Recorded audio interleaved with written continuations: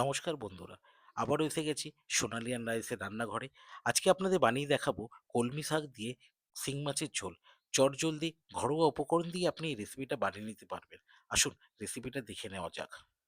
নমস্কার বন্ধুরা, এই গরমে আপনাদের একটি খুবই পুষ্টিকর রেসিপি আজকে বানিয়ে দেখাবো। কলমি শাক দিয়ে শিং মাছের ঝোল, তার মধ্যে দেব কাঁচকলা আর পেঁপে। এই রেসিপিটা খুবই চটজলদি আপনি ঘরোয়া উপকরণ দিয়ে বানাতে পারবেন।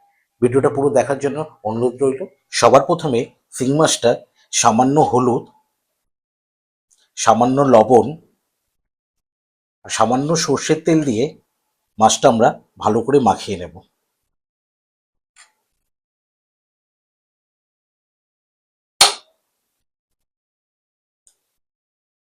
কড়াইয়ের মধ্যে আমরা সামান্য তেল নিয়েছি। শিং মাছ ভাজতে গেলে বেশি তেল লাগে না, সামান্য তেলে হয়ে যায়।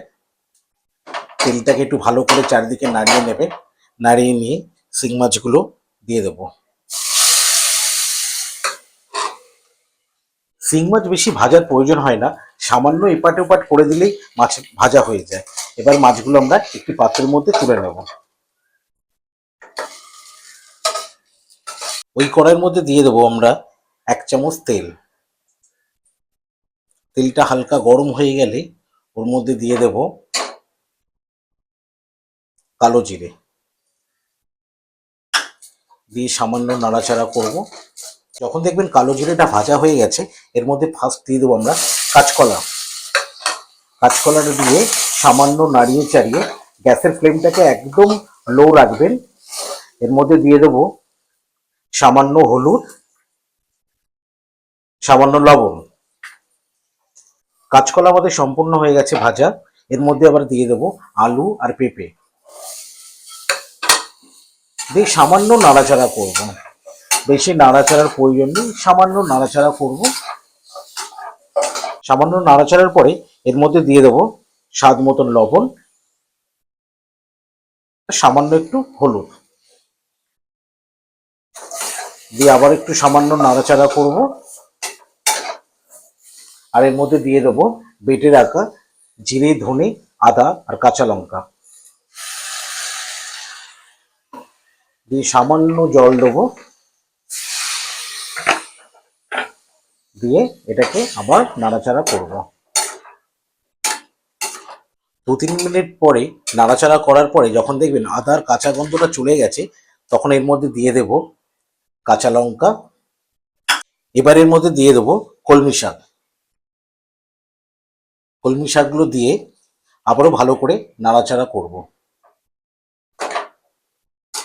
কলমি শাকটা ভাজার বেশি প্রয়োজন নেই, সামান্য নেড়েচেড়েই এর মধ্যে আমরা দিয়ে দেব জল। পরিমাণ মতন জল দিয়ে দেব। দিয়ে এটা সেদ্ধ হওয়ার জন্য আমরা চাপা দিয়ে রেখে দেব।